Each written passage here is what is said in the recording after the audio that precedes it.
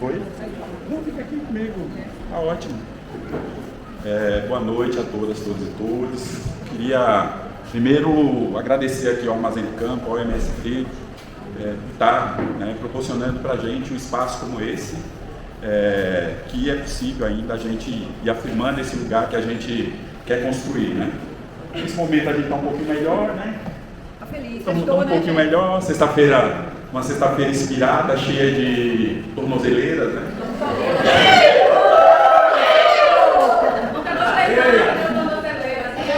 Enfim, vamos lá, sextou. Bom, gente, quero agradecer novamente, né? É importante, muito importante a gente estar conversando entre nós, né, sobre questões que muitas vezes, né, a gente deixa passar. E para mim essa é uma questão que nós deixamos passar, né, durante muito tempo. Eu mesmo, né, enquanto indígena, deixei passar durante boa parte da minha vida esse debate, essa reflexão, e que também de certa forma me custou muito, né? Então eu queria um pouco falar do livro e como é que eu pensei o livro, né, ao longo desse tempo. É um livro que eu primeiro eu queria localizar vocês de que é um livro que faz a discussão sobre, né, todo o histórico que aconteceu com os povos indígenas, numa perspectiva, se vocês dois ficarem conversando aqui na frente, eu vou ficar louco, eu fico... Oi? Tá. Muito bem. Mas tem que abaixar o som.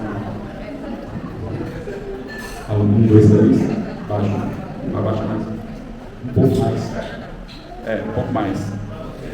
1, 2, 3. Agora sim. Bom, é um livro que tem a ver, né, com a minha história de militância, né? Eu começo a militância muito cedo, mas a minha militância ela foi sempre com uma preocupação, né, econômica, né? Eu nunca pensei, nunca coloquei, durante um longo período eu não coloquei na minha militância a discussão sobre o lugar que eu ocupava, que também para mim era um lugar que durante muito tempo foi apagado, né? E que eu vou também discutir no livro essa questão, né? Em um determinado momento, aí pelo começo dos anos 2000, a partir da minha relação de alguns companheiros com os Guarani Kaiowá, a partir da morte de um cacique relevante lá no Mato Grosso do Sul, que é o cacique Marco Veron, a gente passa a acompanhar o julgamento, passa também aí para o Mato Grosso do Sul, a gente realiza uma série de atividades, né? A gente organiza algumas caravanas para o Mato Grosso do Sul, a caravana Marco Veron, muito inspirada, uma tentativa e inspiração também dos zapatistas, que a gente queria deslocar pessoas para o Mato Grosso do Sul. A situação dos Guarani Kaiowá, eu acho que é pública, mas é importante reforçar, é uma situação de muita violência contra os Guarani Kaiowá, né, um dos povos que mais sofrem violência, né, num longo período, e aí a gente, a partir dessa relação com a morte do cacique Marco Veron, com a relação com os Guarani Kaiowá, a gente passa a organizar essas expedições pensando em que a gente poderia construir ali no Mato Grosso do Sul escudos humanos como os zapatistas construíram, né? Mas a partir daí também, né, o meu olhar militante, ele se coloca naquele momento e passa a haver uma série de contradições ali no Mato Grosso do Sul que, né, impedia e impede que a demarcação e a homologação dos territórios Guarani Kaiowá não iriam acontecer. E não iriam acontecer porque tinha um forte interesse do capital, né? E o Mato Grosso do Sul é um estado estratégico, por exemplo, para o deslocamento da mercadoria, né? Portanto, de muito interesse, né, para o capital.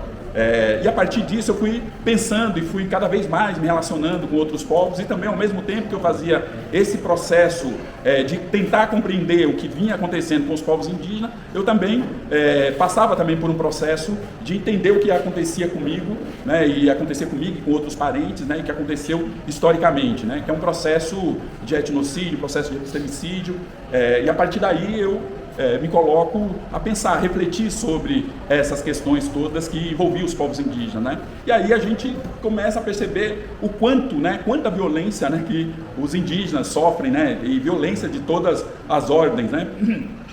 A gente, por exemplo, a gente resistiu, né, durante mais de 200 anos, sozinhos, hegemonicamente, né? Só que quando a gente vai buscar essas informações nos livros de história, a gente não encontra essas informações. As informações, elas não existem praticamente, né? E aí a gente começa a também ver só registro de processos de resistência só a partir do século XIX.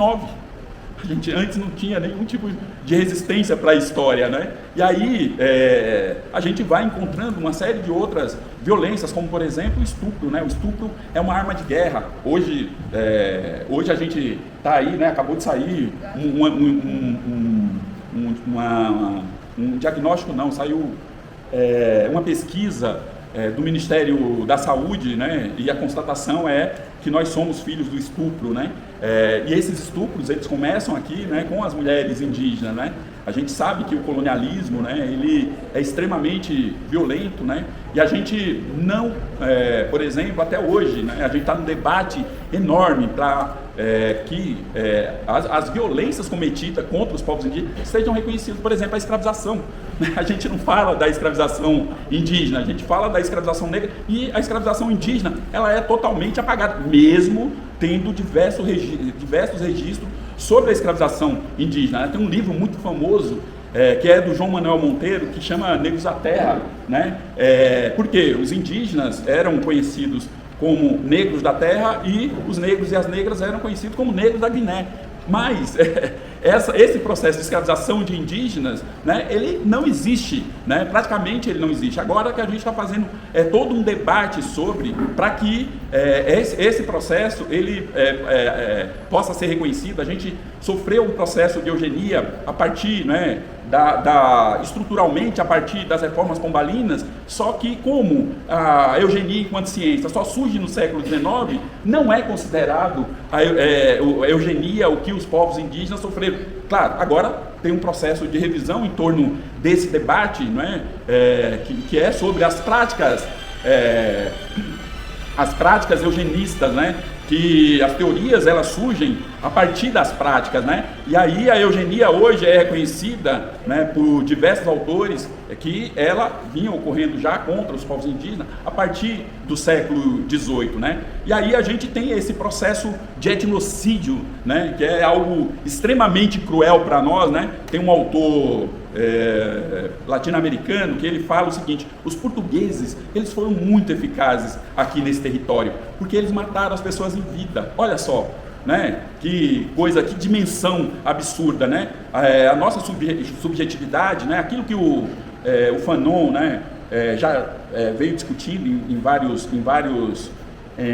livros dele, mas esse processo de desumanização da colonização, do colonialismo, é um processo, né, extremamente violento, porque ele desumaniza, né? A gente está aqui, ó, os Yanomami continuam sofrendo violência, né? Os Kayapó, não sei se vocês estão acompanhando a situação dos Kayapó, a gente pode citar diversos indígenas que estão sofrendo violência, mas tem uma outra violência, essa também que é muito cruel, muito pesada, que é essa violência subjetiva, né, que acontece conosco, né, ao não conseguirmos acessar, por exemplo, a nossa história e a nossa memória. E a história e a memória é muito cara para nós. A história e a memória é muito cara para nós da esquerda, mas os povos indígenas não têm memória e não têm história, né? E o Estado, historicamente, ele manipulou, né, de todas as formas para negar a presença dos povos indígenas. Isso tem uma justificativa, né? Como é que você constitui uma estrutura que você diz que a propriedade privada é sagrada, né? E que você cria todo um arcabouço legal, inclusive para a proteção da propriedade privada, e se, né, aqueles que na cabeça dos liberais, na cabeça da burguesia, são os verdadeiros donos da terra, estão aqui, né? Então eu preciso negar, né, de todas as formas. Só para vocês terem uma ideia do que significa essa negação, durante 100 anos os indígenas não foram contados no censo. De 1891 a 1990, né, os indígenas não foram contados no censo. E mais do que isso, o Estado exercia todo tipo de controle contra os indígenas, né, limitando a sua ação política, né? O Clóvis Moura, ele, num dos livros dele, se eu não me engano, Sobrados e Mucambos, né? Se eu não me engano, não lembro, não. Que ele vai falar o seguinte: que com a República, com o advento da República, os negros entraram na falsa cidadania e os indígenas sequer entraram nessa falsa cidadania, né? Para a gente compreender o impacto, né, de alguém que estava observando, estava olhando essas dinâmicas, né, históricas, essas dinâmicas da sociedade e dizendo, ó, tem um problema grave aqui e a gente precisa olhar a gravidade e olhar esse problema, né? E esse problema, ele não foi visto e não tem sido visto ainda, né? Apesar de todos os esforços, né, que nós temos feito, enfim, porque tem esse elemento. Ser indígena, né, é ser anticolonialista, ser indígena é ser anticapitalista. A sociabilidade, o modo de vida, a reprodução dos povos indígenas não cabem dentro do capitalismo e confronta, né, todo esse processo de violência que ocorreu contra os povos indígenas em seus territórios, né? E aí eu penso que tem essa lacuna imensa, né? Tanto do ponto de vista do reconhecimento das nossas identidades, mas tem do ponto de vista do conhecimento, né? A gente tem se debruçado muito para olhar, né, o conhecimento produzido pelos povos indígenas e ao mesmo tempo a gente olha para os invasores, né? Eu fico tentando fazer um exercício de encontrar algo que os invasores trouxeram de contribuição para nós. Eu não consigo encontrar, eu só encontro uma, né? Porque os invasores, eles vinham de 800 anos de guerra, né? E 800 anos de guerra, você consegue desenvolver uma tecnologia. A tecnologia de guerra, a violência, né? Então, foi isso que foi ofertado, né, para os indígenas, para os povos indígenas, para os povos que estavam aqui. E a gente vai vendo, né, a incapacidade, por exemplo. Essa semana mesmo eu vi uma matéria, mais uma dessas matérias, falando das pirâmides, né?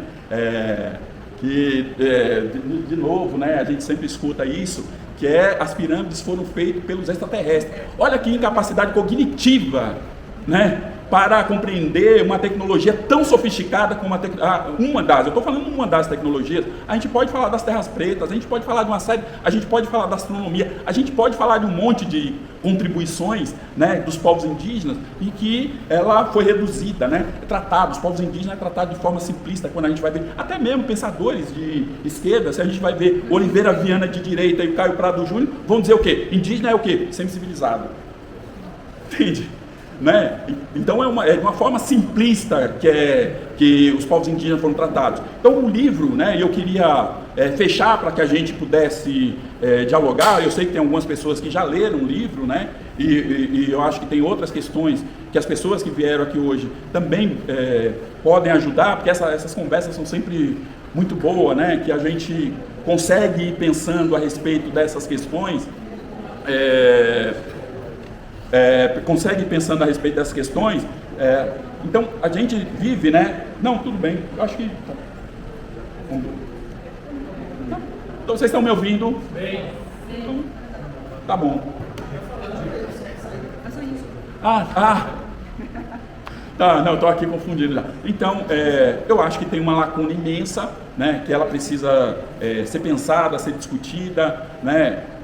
A gente também, né, entende que nós temos contradições, os povos indígenas têm contradição, porque durante muito tempo, né, tem esse processo de controle sobre os povos indígenas, né? Mas é importante a gente também pensar, né, que tem momentos importantes, né, para os indígenas, né? E aqui eu penso que teve um momento importante, não aqui, né, no Brasil, em Pindorama, mas na América Latina, Biayala, né? Quando na década de 90 os zapatistas se insurgem, né? Isso é muito importante. Os zapatistas falam, olha, é importante discutir a identidade, mas nós queremos discutir projeto de humanidade. E isso foi importante porque, né, acabou provocando vários levantes na América Latina de povos indígenas, que hoje, por exemplo, em determinados estados, né, é impossível, por exemplo, vamos pegar a Bolívia aqui, estão tentando dar um golpe no Evo Morales, mas não adianta dar um golpe, né, dele não se candidatar, não adianta, porque lá hegemonicamente hoje os povos indígenas são hegemônicos e vão eleger, né, algum indígena ou alguém que os povos indígenas apoiem, né? Dificilmente não será indígena que será eleito. E tem outros estados, né, que tem, os povos indígenas têm centralidade no Peru, no Equador, né, o próprio México, não sei se vocês acompanharam o processo constitucional lá, constitucional não, de eleição do STF de lá, a pessoa mais votada seria o presidente é um indígena que foi assessor dos zapatistas, né? Então, os Mapuche no Chile, né, tem uma importância fundamental, né? Os Mapuche também foram, apesar de toda a resistência histórica dos Mapuche, né? Mas nesse último período, nesses últimos 30, 40 anos, os Mapuche se colocaram de uma forma muito contundente ali no Chile, né, e tem uma importância fundamental. Eu acho que aqui a gente tem vários vazios, né? Tem um vazio, viu, Gilmar, viu, Carol, que eu acho que é importante a gente discutir, porque o campesino na América Latina é indígena e aqui ele vira outra, né? É algo que eu entendo que é extremamente grave, né? A gente não localizar, né, os povos indígenas, né, enquanto campesino, né, tem a luta pelo território, mas tem a luta pela democratização da terra, né? E isso tem muitos indígenas. Aqui, minha gente, a gente ligas camponesas, estavam cheios de indígenas. Tem uma liga que é estudada muito aqui, que é a Liga Camponesa do Chucurus. Não sei se vocês conhecem, mas é uma liga só do Chucurus. Então eu acho que tem muitas questões, né, que é importante a gente pensar, né, em relação aos povos indígenas, em relação à contribuição dos povos indígenas, e em relação também ao nosso olhar, né, porque eu penso que quando a gente não pensa a totalidade do que foi a invasão, né, e o seu processo aqui contra os povos indígenas, a gente deixa de fazer, né, o que é o colonialismo, né? É a invasão territorial, é a exploração de mão de obra, é a exploração dos recursos naturais. O que é isso? Isso é acumulação primitiva, está lá no Marx. E por que a gente, né, não olha isso a partir das referências que a gente reivindica? Isso é um problema, né? É um problema. Então, o livro traz minhas inquietações, várias inquietações que eu tenho e várias inquietações que parentes têm, e que eu fui ao longo desse processo pensando sobre elas, né? Então, estou aqui dividindo com vocês, queria conversar com vocês.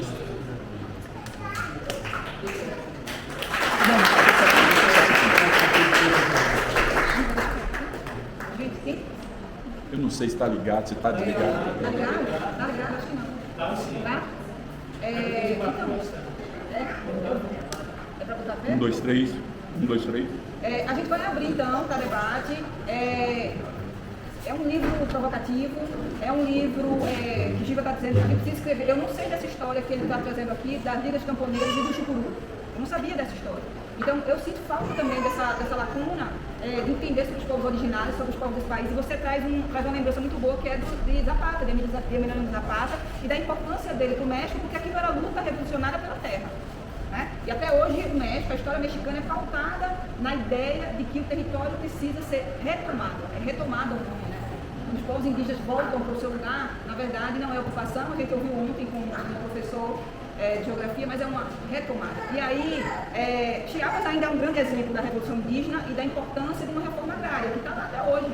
E essa reforma agrária foi feita, essa retomada de território, que também é uma grande reforma agrária, foi feita pelos povos indígenas mexicanos. Eu estava lembrando aqui, Giva, que a pandemia, ela escancarou, se alguém achou que tinha democracia, que o etnicídio tinha acabado no país, esquece essa história, né? E aí eu fico atrás, eu tenho grandes heroínas negras, Dandara, e conheço muito, comecei a conhecer, né, dos 20 anos para cá, porque de fato a minha adolescência, a minha formação não foi marcada por isso, nem na universidade, eu sou aluna de Ciências Sociais, eu tenho essa formação. Nem nessa época, nos anos 90, você tinha uma ideia mesmo de quem eram essas mulheres, quem foram esses homens, quem foram esses revolucionários. Eu tinha pela militância de esquerda. Mas, de uns tempos para cá, a gente vem sentindo muita falta de conhecer minhas heroínas indígenas. E as minhas heroínas indígenas, elas são pessoas muitas vezes mais jovens do que eu. Eu lembro de Cris Pancaru, que fechou a sua aldeia em plena pandemia, é uma cacique lá de Pernambuco. A Cris Pancaru, que virou a minha heroína indígena. Mas são mulheres muito jovens, inclusive é uma novidade que existem mulheres caciques no Brasil. Né? Porque o patriarcado, sim, também existe entre os povos indígenas, óbvio. É uma estrutura que também está colocada lá e que as mulheres vêm desmontando, e hoje nós temos várias lideranças femininas dentro das aldeias. E assim, o que os povos indígenas fizeram, por exemplo, no manejamento da pandemia, foi uma coisa assim, brutalmente heróica. Muitos fecharam suas aldeias, os Yanomamis morreram assim, mais uma vez, com moscas, como se morria em 1500, no contato com esse vírus, porque se ele foi letal para nós, né, que já sofremos de uma intensa miscigenação, ele foi ainda mais letal para quem estava dentro das aldeias, os índios aldeados. E aí, de repente, morreu, no começo da pandemia, 100 Yanomamis, eu lembro disso. Os caciques começaram a morrer, os idosos começaram a morrer, e aí teve, não sei se foi o Davi, Yanomami, mas eu não estou, eu acho que mas eu estou lembrando que emblemática foi fechar a aldeia e fazer um hospital de campanha, e dizer, não sai nenhum parente daqui. Isso foi um ato de resistência impressionante. E, gente, ainda assim, estive falando da contradição, a ideologia neoliberal, capitalista avança, inclusive dentro dos povos indígenas, dentro das aldeias. Então, a gente vê filmes como Estagé, a gente vê filmes, há uma cinematografia brasileira que está muito preocupada em discutir o livro, a Hecatombe, para mim é um livro da década, o livro do Cornal, né? A Queda do Céu. A Queda do Céu é um livro impressionante, acho que todo mundo vai ter uma vez na vida para entender, enfim, tudo, mas é algo muito recente, dos 10 últimos anos que a gente está tendo contato mesmo com essa resistência, e o seu livro é muito oportuno, porque é um livro que traz também um debate extremamente atual, né? Uma coisa extremamente esquecida e que você faz esse esforço. E assim, escreva um livro sobre os futuros antigos camponeses. Aproveite nos desse para nos presenteie com isso, porque a história precisa ser contada, mas mais do que ser contada, ela precisa ser vivida. E é por isso que a gente precisa dessa memória indígena, que é de fato uma memória das mais esquecidas do país. E isso você repete na Argentina, isso se repete na América Latina inteira. Então, assim, eu tenho acompanhado muito o movimento de mulheres indígenas, eu acompanho o movimento das Letras da Paraíba. Em 2023, a gente teve o primeiro negro das letras de mulheres indígenas, então foi um marco também. Isso aconteceu em João Pessoa, eu estava lá. Presenciei esse momento histórico. Então, hoje eu já posso dizer que conheço autoras de literatura indígenas. Há uma coletânea dessas mulheres que fazem, são mais de 80 mulheres indígenas, que já estão em coletâneas de livro. Então, a gente precisa saber que isso está existindo e que o movimento se expõe. Toda vez que o Brasil entra em estado de exceção, como foi durante o golpe dos 4 anos fascistas, os índios sofrem mais. Isso é óbvio, isso foi óbvio na pandemia, isso foi óbvio nos 4 anos de fascismo. Os índios sofrem mais, os povos indígenas, eles tendem a ser mais exterminados do que nós. É como se houvesse uma linha de frente. Essa linha civilizatória, ela atinge em cheio esses povos.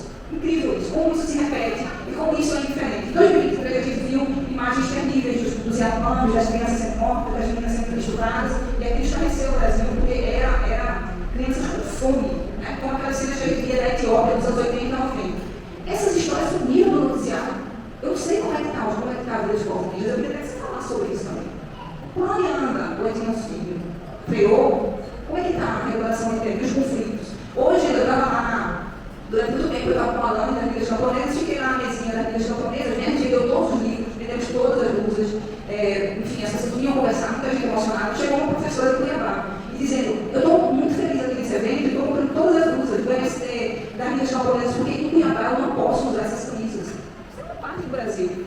Né? Isso é um Brasil que está rolando, no centro-oeste, no lugar onde o agro predomina. E é justamente o agro, né, aquele que vai atingir quem luta pela terra, pela reforma agrária, MST, quem vai atingir os povos originários, esses estão na linha de frente.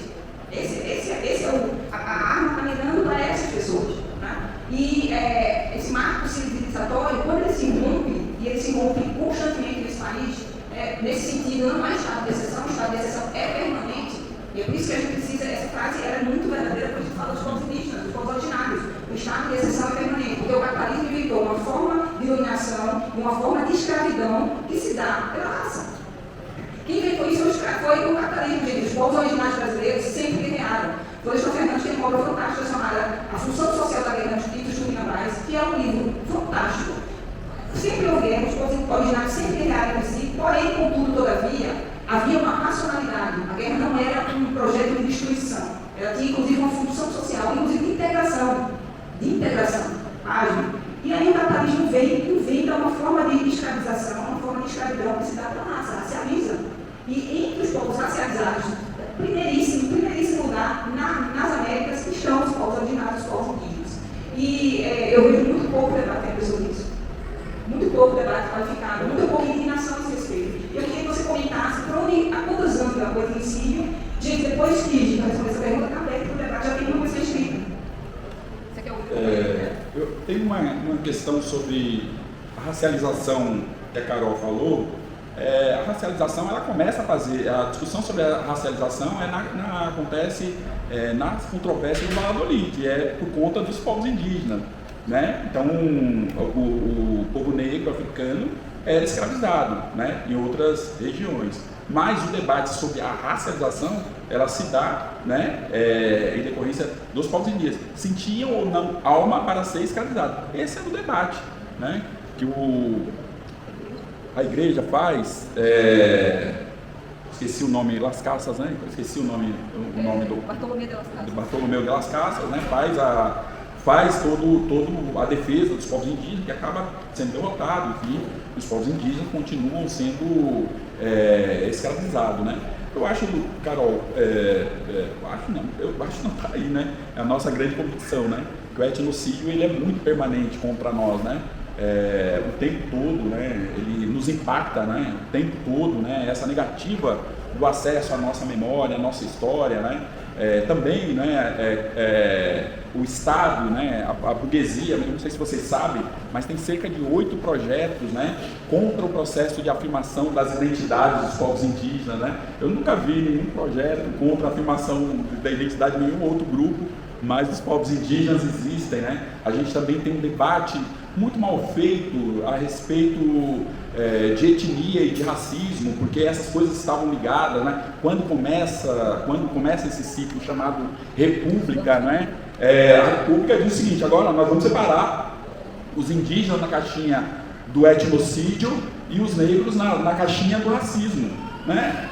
E aí, como se nada o que ocorreu anteriormente fosse considerado, né? E isso, claro, faz parte de um processo que a gente entende que é de controle, né? Os indígenas são o tempo todo controlados, né? Só para vocês terem uma ideia, 2010, havia assim, uma previsão em 2010 de que teríamos cerca de 2 milhões de indígenas. E aí nós descobrimos, um tempo depois, a gente já estava debatendo naquela época isso, nós descobrimos algum tempo depois que tinha uma lista de etnias que o IBGE podia contar. E aí, de 2 milhões, a previsão que o presidente da FUNAI dizia que teria de indígena, foi para 890 mil indígenas. Né? E hoje tem 1.730.000 indígenas, que a gente sabe que é muito menos do que deve ser, por exemplo. Né? Então eu sempre fico pensando nessa dor de você caminhar por um mundo sem saber quem você é, né? O Milton Santos, ele dizia algo importante, né? Que a história é o farol da humanidade. Mas como é que você vai poder alumiar seus caminhos se você não conhece a sua história? Se você não conhece quem você é? Né? É um problema. Essa é uma questão, né? A gente tem gente morrendo nas favelas, tem gente presa, né? Que não sabe quem são, né? Porque o pardo, o indígena vira pardo a partir dos censos, depois do censo de 1890, o pardo depois virou negro. Quando a gente vai ver os indicadores negativos, né? A gente vai ver lá quem é que está lá como a figura que mais sofre da violência, é o pardo, mas a gente não está discutindo isso, né? Eu estou falando com meus amigos, meus companheiros do movimento negro, estou falando, a gente precisa qualificar isso aqui é um problema, né? Porque inclusive a gente não pode esquecer historicamente, né, a aliança dos povos indígenas com os povos negros. Os quilombos, a gente não pode esquecer onde eram os quilombos, territórios indígenas. Se a gente vai lá nos Pancararu, a gente vai ficar surpreso, né? Porque os Pancararus são negros, né? E negros, porque os negros que foram para aquele território assumiram a identidade Pancararu, né? No território Pancararu tem uma rua chamada Rua dos Negros, que era por onde os negros chegavam fugindo das senzalas com o indígena. Né? Tem tem um decreto que eu li alguns anos atrás na Universidade de Pernambuco, na Universidade Rural de Pernambuco, e tinha um decreto de um senhor de engenho dizendo: olha, fugiram tantos escravos, né? Tantos eram indígenas e tantos eram os negros. Capturem os negros e matem os indígenas. Por que isso? Né? E a gente não está problematizando isso. São todas questões que a gente não está problematizando. A gente está, né, passando por cima dessas questões. São questões sérias, são questões e que diz respeito ao projeto de sociedade que a gente quer construir. Né? A gente está passando por um vazio. A gente precisa fazer uma revisão histórica.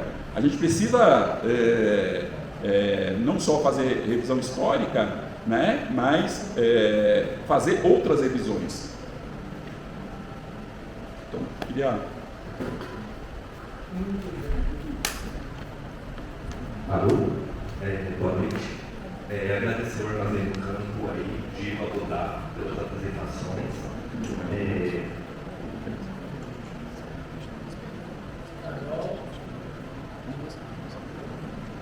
Giva, muito obrigado aí mais uma vez pela apresentação.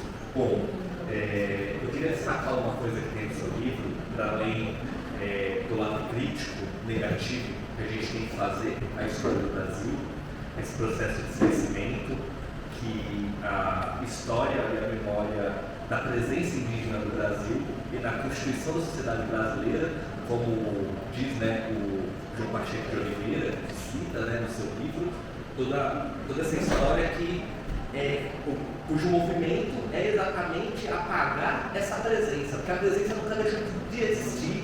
A constituição das cidades no Brasil foram feitas pelos indígenas, né? Os primeiros engenhos foram construídos pelos indígenas no Brasil, senão não haveria o primeiro boom econômico dessa colônia, né? Mas enfim, para além desse lado negativo, eu fico pensando no como que o discurso indígena, ou a voz indígena, vem nos últimos anos ganhando espaço dentro da sociedade brasileira. Isso é fruto da própria resistência indígena, desde a década de 70, 80, de reivindicar sua própria história e das organizações indígenas, né, que viram um inimigo em comum, né, que é o Estado brasileiro, querendo manter as políticas assimilacionistas, né, com relação às populações indígenas.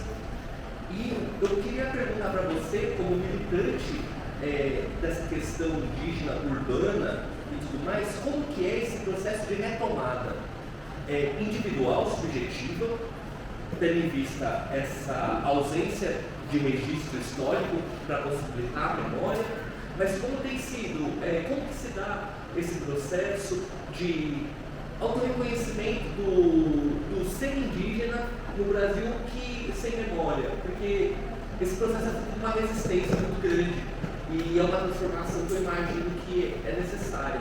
E retomada é uma palavra que une não só o movimento indígena, mas o movimento quilombola, é uma palavra em comum desses movimentos de ancestralidade no Brasil.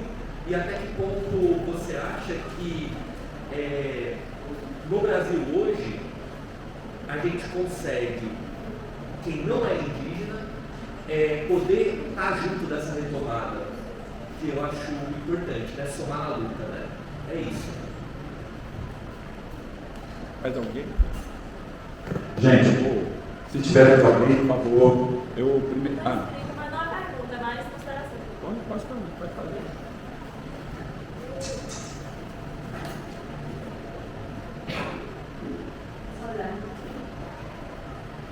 Boa noite, Sal, boa noite, Gil, meu grande amigo, pessoa, nossa liderança. Enfim, eu quero mais acrescentar um comentário, né, o livro de Giva, que eu já tenho, já estou nessa leitura. Sobre esse ecocídio, eu falo um pouco sobre Paraíba, sertão da Paraíba, que eu vim. Se no sertão da Paraíba você chega e pergunta, tem indígena aqui? O pessoal vai dizer não. Mas se você perguntar, tem caboclo aqui? O pessoal vai dizer, tem, nós somos. E aí, depois de muitos anos, eu entendi que a minha família, que se dizia uma família de caboclos, era uma família indígena, filho de Tabuleiro Roxa. Porque tinha essa questão, né, depois da Guerra dos Bárbaros, que eu acho que a gente se fala muito pouco sobre a Guerra dos Bárbaros. Quando a gente fala do Nordeste, a gente só fala do cangaço, a gente não fala da Guerra dos Bárbaros, que foi um negócio assim, um capítulo emblemático. E depois começaram a batizar, levavam nas fazendas e diziam, você não é mais indígena, você é caboclo, porque você foi, entre aspas, civilizado. O indígena é que vive pelado lá no mato. Só que aí, ao mesmo tempo, as pessoas conservavam as suas práticas, né? No meu caso, eu acredito que em famílias, quando a minha bisavó sai do sítio e vai para a cidade, ela virou uma espécie de curandeira do bairro, assim. Ela viveu uns mais de 100 anos, exato, fazia partos, fazia artesanato, e não que o fenótipo seja demarcador, ser indígena, mas assim, são mulheres que têm, fenotipicamente falando, e de histórias orais, muitas histórias, que a gente demorou anos para entender que era indígena. E aí, assim, quando eu casei com a minha mãe, que hoje tem 70 anos, e aí a minha mãe falou assim, Luana, eu nunca gostei desse negócio de parda, porque para mim parda é um negócio que não tem cor, é um negócio que não é nada. E aí hoje minha mãe também já se entende como mulher indígena, minha tia também, e tem uma parte da família que se espalha muito, enfim, para São Paulo, para evangélico, enfim, mas é muito importante a gente falar disso, porque foram famílias rasgadas de sua própria identidade, não se falava, até por medo mesmo, por receio, do que ser indígena era tratado, né? O papo é bravo, o jeito bravo, o que tem que ser exterminado, o que tem que ser tomado. E muitos Retirantes, eu tenho uma história, uma memória muito forte da minha avó dizendo que eu tinha que andar arrumada, senão o povo ia pensar que eu era flagelada da seca, e eu li os flagelados da seca, muitas eram pessoas indígenas, pessoas pretas que não tinham terra, não tinham território, que ficavam ali rodando. E hoje a gente poder resgatar esse tipo de memória, resgatar essa história, né? Inclusive, que foi muito apagada, e a que custo isso gerou para as pessoas, né? A gente vê muitas pessoas, na minha família e em outras famílias, fadadas ao alcoolismo, fadadas à depressão, fadadas à ansiedade, porque foram tiradas de suas terras, de suas memórias, jogadas na extrema pobreza, forçadas a virar retirante, hoje em dia nas periferias lidam com o contexto de violência. Então a gente tem que falar sobre isso, é uma coisa muito importante, e esse livro é um marco muito importante nesse resgate, então eu queria mais agradecer a você, como eu já lhe digo todos os dias, todo dia lá e dia do pai do mundo, esse homem, todo dia, diariamente. E é isso que a gente possa cada vez mais resgatar esse tipo de memória, até pelo nosso bem viver mesmo, né? Porque eu acho que quando a gente se entende e onde a gente vê o que a gente é, a gente sabe melhor para onde a gente vai e o que a gente quer atingir. E é isso. Bom, primeiro eu queria falar uma coisa que o Rudá está me pedindo para falar, explicar o que é Pindorama, né? Muita gente não conhece esse território, né? Alguns povos, um pouco meio acordado, mas tem diferença de povos para povos, mas Pindorama é esse território aqui, que é terra de coqueiro alto, né, a tradução. Mas que tem outros povos que definem também com os seus nomes também de território, mas é mais ou menos um acordo. E a ideia é fazer uma discussão, quando eu dou o título de Pindorama, é pensar essa história, né, dessa empresa, né, que é o Brasil, né, e que é terrível, né, toda vez que eu penso nisso, para mim também é muito terrível, né, porque o brasileiro é o carregador de pau, né, é o explorado permanente, né, enfim, é isso, né, Pindorama é meio que um acordo sobre esse território, como é um acordo que nós temos a respeito de toda a América, que é a Biayala, certo? Então, a gente tem se referido aos dois territórios dessa forma, né, Pindorama está em Abiaiala, mas Pindorama é esse território aqui do sul. O Batata colocou uma questão importante, né, que é como é que se dá esse processo de apagamento. Eu penso, primeiro, de afirmação da identidade.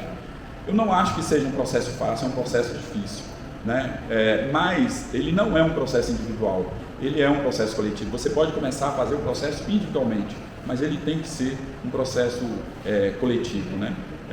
E não é um processo que se dá de uma forma muito tranquila, né? É importante, quando a gente pensa na afirmação, a gente tem que pensar quais foram os processos de apagamento. Veja só, né? Em 1890 a gente tinha 1.300.000 indígenas, certo? Em 1890, 1.300.000 indígenas, certo? Feito pelo censo da República.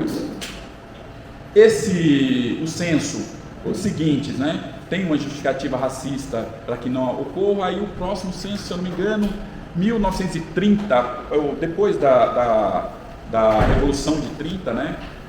Acontece o censo. E aí o critério que é adotado é o critério cor. E aí entra o branco, o negro, o pardo e o amarelo, se eu não me engano.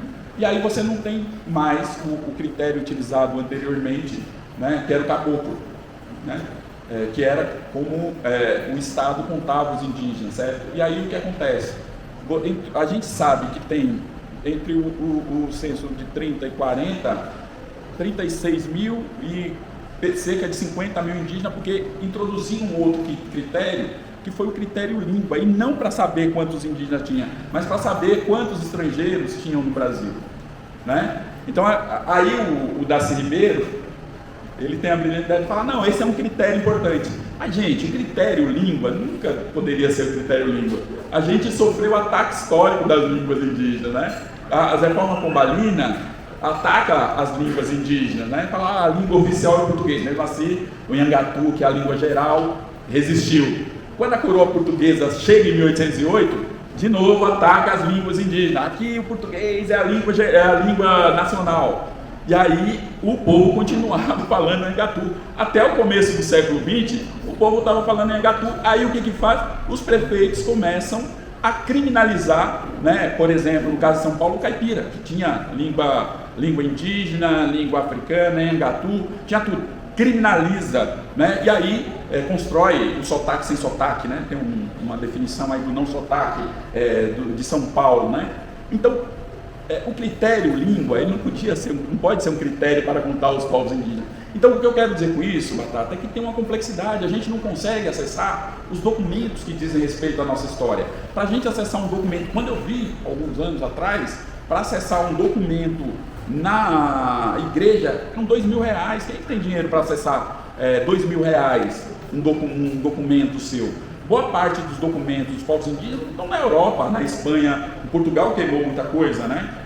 Mas na Espanha, na França, na Holanda, na Inglaterra, na biblioteca do Congresso dos Estados Unidos.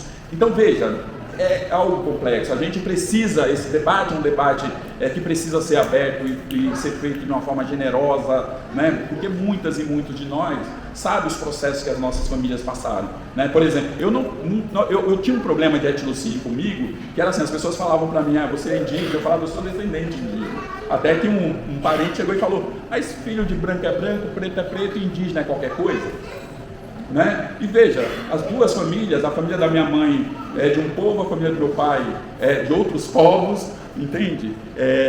Até a minha situação é até uma situação razoável, né? Mas a situação de diversas outras pessoas é uma situação razoável, né? Então existe uma necessidade da gente fazer um debate. O que eu prego sempre, proponho sempre, é que a gente tem que debater com o movimento negro, essa história do pardismo, e debater de forma fraterna. Tem um problema. A Sueli Carneiro disse que foi uma estratégia na década de 70, porque eles olhavam os dados e viam que a situação dos pardos e dos negros era similar. E aí, por uma questão política, né, foi feita uma defesa de que todo pardo era negro. Mas por uma questão política. Mas isso não é nenhuma resolução do IBGE. Você vai ver o Estatuto da Igualdade Racial, é uma coisa. Quando você vai ver a definição do IBGE, é outra coisa diferente, né? Então veja, o que eu quero dizer é que isso não é uma questão fácil. Agora a gente tem estimulado que as pessoas afirmem as suas identidades, busquem as suas histórias, né? Documentem elas, né? Porque isso é importante, né? A afirmação da identidade, né? Ela é de foro íntimo.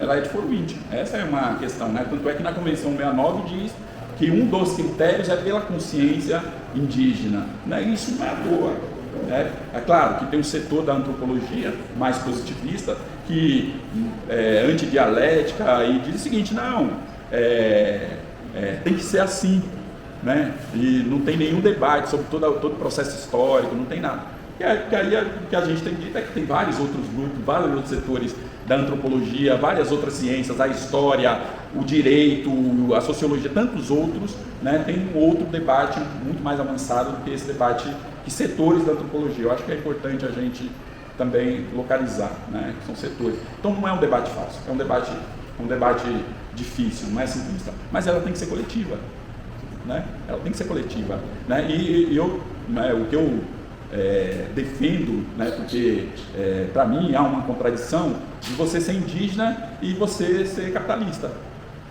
de você ser indígena e você defender ideias ou posturas colonialistas. Então não é possível. Eu acho que é uma contradição, né? E claro que o indígena pode ser colonialista, pode ser capitalista, não é um problema. Também essa história de, né, qualquer indígena que pisa na bola, o pessoal fala, não é indígena, é falso indígena.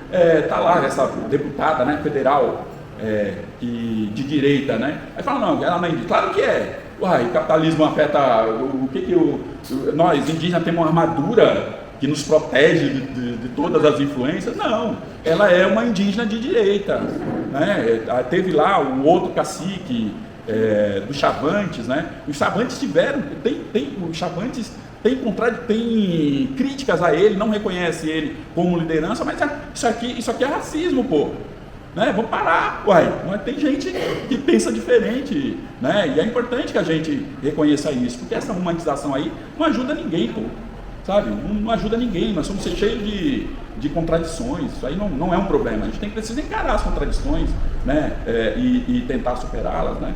Mas, novamente, não é um processo fácil, é um processo difícil, a gente está no meio de um debate imenso, né?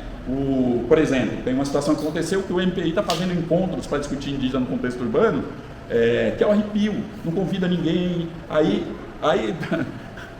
eu vou para o que está acontecendo na América Latina também, com os indígenas, que são os indígenas autorizados e não autorizados. A gente fez aqui no Rio Grande do Norte um encontro auto-organizado nosso, sem recurso público. Buscamos o sindicato, o MST arrumou parte da alimentação para nós, né? Foi um evento autônomo, né? E eu acho que, né? Estou colocando as contradições que existem, entendeu? Existem contradições e a gente precisa brigar para que essas contradições elas possam criar síntese, né? E a gente não pode esquecer, nós da esquerda, o contraditório para nós sempre foi importante, né? É no contraditório que a gente cria as melhores sínteses. Isso é algo que a gente, por vezes, a gente abre mão, né? Mas é isso. Também, gente, eu acho que não dá para atualizar também essa perspectiva, justamente porque é uma coisa que vem de fora, né?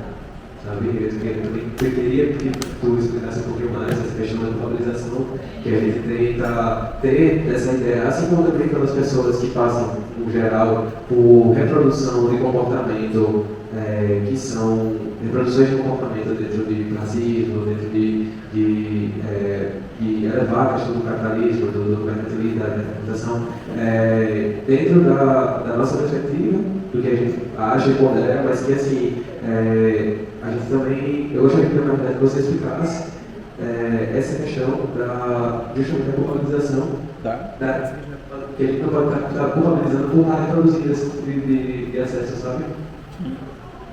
Não, eu penso o seguinte, né, que é isso, o capitalismo afeta a gente, afeta a nossa subjetividade, né? Nós estamos afetados e reproduzimos, né, uma visão de mundo que é uma visão distorcida do ponto de vista do que pode possibilitar a nossa emancipação, né? Então, e afeta todo mundo. Então, eu acho que é culpabilização, sabe, eu acho que é reconhecimento, né? A gente precisa reconhecer essas contradições entre nós, é isso. Né? E a gente está. Eu escrevi um livro para disputar, gente. Eu estou disputando aqui, né? Um pensamento, né? É com essa perspectiva que eu escrevi esse livro, não é com outra perspectiva. Eu olhei, abri a história e falei, tem uma série de problemas, né? E nesses problemas eu penso que é possível a gente construir um caminho, né? Tanto é que eu vejo o livro, né, o Saulo que escreveu a apresentação, ele fala, é um manifesto, o livro é um manifesto. Eu também não pretendia que o livro fosse algo final. É um livro que ele abre uma série de reflexões que talvez não tivessem, eu acho, me falaram algumas vezes, que talvez não foram colocados da forma como eu coloquei. Mas eu também entendo que eu tenho um lugar, né? Eu tenho um lugar de militante desde a minha adolescência, né? E que algumas expertices eu fui criando ao longo da minha militância. Olhar o capitalismo foi uma das questões, né, que sempre tiveram presente na minha militância. E que, né, por exemplo, enquanto o movimento negro, enquanto os negros e negras, já no final do século XIX, estavam entrando na universidade, né, enquanto indígena, com identidade indígena, só fomos entrar na universidade na década de 80. Na década de 80, não é pouca coisa. É muita coisa, e é recente, totalmente recente. A política de controle, ela só foi, entre aspas, suspensa com a Constituição de 88, né? Então isso também não é pouca coisa, né? É muita coisa, né? São 525 anos de massacre subjetivo e objetivo. É essa a questão que está colocada, né? E o que eu trago são os elementos desse massacre. No livro eu trago isso, para que a gente possa pensar e para que a gente possa avançar nessa discussão, né? Mas... Bom, a gente tem disputa o tempo inteiro, né? A gente tem mais uma possibilidade de disputa com essa narrativa que Giga traz para a gente. E eu estava lembrando, Giga, você estava falando sempre quando as identidades são colocadas em questão, e você fala, vamos parar de romantizar, isso é necessário também, né? Porque a gente também tem as contradições do movimento social, dentro das esquerdas, e disputar para a gente nunca foi o problema, né? O nosso mundo é um mundo de disputa. A gente só tem que ter cuidado de não se perder na disputa, porque às vezes a disputa também enfraquece. Ela pode ser dramaticamente corrosiva, mas não existe um campo de esquerda que não seja diverso, que a disputa não esteja no centro. E aí, você estava falando, bom, tem indígena que corrobora com o agronegócio. É isso, gente, corrobora mesmo. Isso vai também para os movimentos sociais. Não sei se vocês sabem, mas a companheira de Chico Mendes, a companheira que está com ele, né, do falecimento dele, ela virou uma pessoa do lado, assim, virou uma borracheira, entendeu? E assim, a gente tem N exemplos para dar. E porque essas pessoas são contaminadas pela ideologia neoliberal. A ideologia está ali, avança sobre os sujeitos individuais. Mas a luta, como o Giva bem lembra, é coletiva, assim como a memória, né? E eu já estou pensando muito em memória, porque eu fui para uma pessoa, que uma mulher, para mim, a grande heroína do século XX é essa mulher. Eu estou falando dessa mulher desde que eu sou criança. Eu aprendi a amar essa mulher pela voz da minha mãe, que tinha o mesmo nome dela. E ela é uma das minhas grandes heroínas. Eu me emocionei muitas vezes, como eu falei para vocês. É uma grande oportunidade, mas é uma senhora que representa a memória coletiva do século XXI, representa a batalha, representa a tragédia, porque as ligas camponesas eram sim revolucionárias. Muitos dos integrantes das ligas eram comunistas, filiados ao Partido Comunista do Brasil. Isso também é pouco lembrado, o elemento comunista desses sujeitos. Eles não eram apenas camponeses, Diego Fuba eram comunistas, gente. E é por isso que ele foi morto da forma, além do racismo, da forma tão atroz que foi. E aí a gente vai para uma mulher que está recebendo um título honoris causa, né, é uma doutora agora, e está desmemoriada, né? Ela não tem mais memória, ela tem Alzheimer. Né? E aí eu lembrei do Padre Júlio, porque a gente sempre acha que Alzheimer é o pior destino. Aí o Padre Júlio disse, mas Alzheimer também é importante, porque a gente precisa não ter medo da morte. É uma forma de não ter medo da morte, é uma forma de existir não lembrando. E a gente estava diante de uma mulher que estava sendo homenageada, de uma grande memória coletiva, mas essa mulher, essa heroína trágica, porque ali para mim é uma personificação da heroína trágica, ela também tem direito individual de esquecer. Eu estava conversando isso com uma amiga minha que também trabalha no memorial da memória, né? Da memória da ditadura, eu trabalho agora, Fernanda. E aí a gente estava comentando sobre isso, que nós individualmente nós temos o direito de esquecer, porque às vezes é necessário esquecer para continuar, inclusive. Né? E Elizabeth Teixeira, essa mulher apartada de todos os seus filhos, que viveu clandestina durante 17 anos, que viu o grande amor da vida dela ser morto. Enfim, essa mulher que lutou com todas as suas forças, imagináveis e inimagináveis, ela precisa também ter direito ao esquecimento. Mas coletivamente, aí sim está a tarefa. A gente não pode. Essa é a nossa tarefa. A memória é um passo coletivo, é uma ação política também. Né? A disputa de narrativa é uma ação política, e essa sim deve ser coletiva. Embora individualmente eu possa. Eu acho que eu cheguei a essa conclusão, assim como o padre Júlio Lancelotti lembrou, que eu também cheguei à conclusão que algumas coisas merecem ser esquecidas, porque o peso da violência e da opressão sobre os sujeitos é muito grande, é muito gigantesco. Então, assim, a memória ela pode ser esquecida, coletivamente jamais. Jamais. E esse é um esforço coletivo. Esse aqui, nesse momento, nesse lançamento desse livro, é um esforço coletivo. Né? A gente tem mais uma pergunta. Eu cheguei em dúvida depois, não sei se já foi isso. Está autorizada, você é criança. Eu estava aqui pensando que você estava falando sobre essa questão, e até bastante simpática com relação a essa demarcação identitária da população afrodescendente, e eu estava me perguntando até que ponto, né, esse apagamento das populações indígenas, elas também está inicialmente relacionado com a questão da disputa de terra. Né? Porque, afinal de contas, o indígena é aquele que é dono da terra, é o ponto originário. Né? Então, nesse sentido, eu acho que, me parece que é uma orquestração mesmo, no sentido de eu apago para conseguir manter o espaço. Né?